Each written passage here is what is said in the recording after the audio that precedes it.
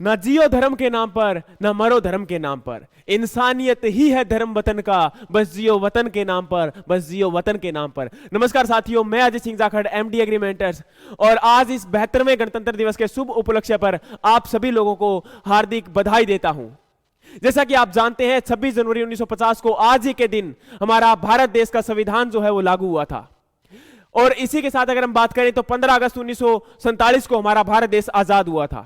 आज हमारे देश को 75 वर्ष हो चुके हैं आजाद हुए, लेकिन फिर भी हमारे भारत देश के अंदर आज भी बहुत सारी गुलामी की जंजीरें जो है वो जकड़ी हुई है। 700 वर्षों तक हमारे देश के अंदर अंग्रेजों और आपके मुगलों ने जो है गुलाम बनाया हुआ था।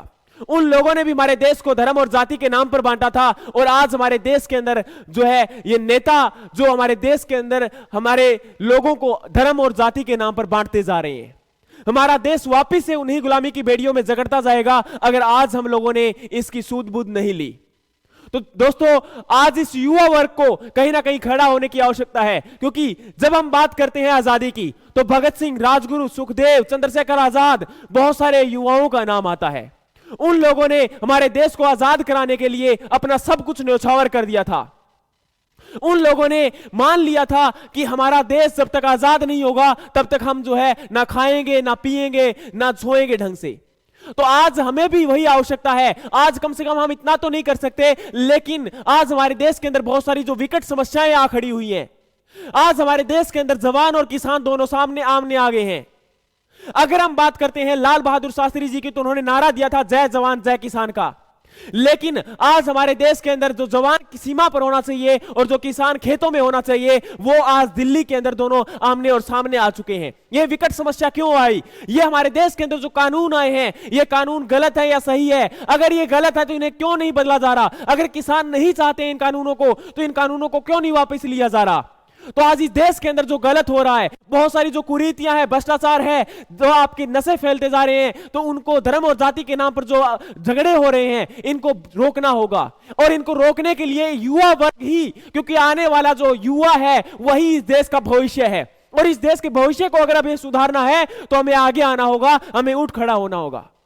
दोस्तों, अगर सुबह हिरन जागता है तो हिरन सुबह जागते ही सबसे पहले यही सोचता है कि अगर मुझे खाना है, अगर मुझे कहीं बचना है तो मुझे भागना पड़ेगा।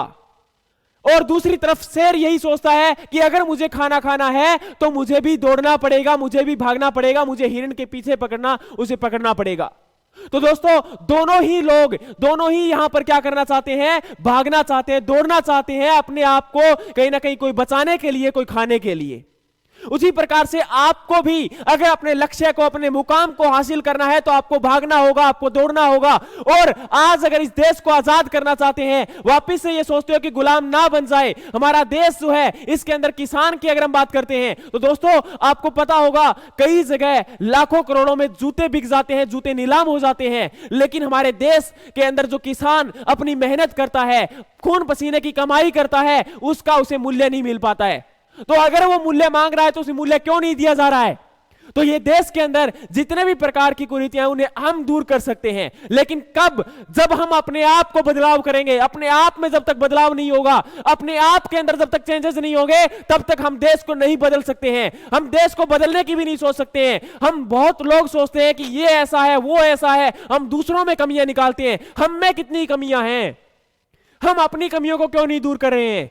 जो हमारे यहां पर शुभचिंतक है, हम उनको ही हमेशा जो है साथ में रखते हैं। जो हमें नेगेटिव हमारे बारे में बताते हैं, वो भी हमारे शुभचिंतक है, क्योंकि वो हमें आगाह कर रहे हैं कि हम कहां गलत हैं। वो हमारे बारे में ध्यान रखते हैं।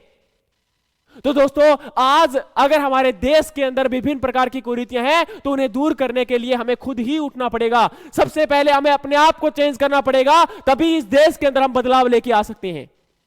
तो दोस्तों, आज बस इसी चीज के साथ अपनी बात को विराम देना चाहूंगा कि आप लोग अपने आप को बदलिए, आप इस देश के लिए कुछ करिए, क्योंकि आप इस देश के कहीं ना कहीं भविष्य है, और इस भविष्य को आपके संवारना है तो आपको बदलना पड़ेगा, आपको चेंज होना पड़ेगा, आपको मेहनत करनी पड़ेगी, दिन रात आपको पढ़ना पड़ेगा, दिन रात आपको जो है लड़ना पड़ेगा, अपने सामने जो विकट समस्याएं हैं उनको झेलना पड़ेगा। जय हिंद, जय भारत।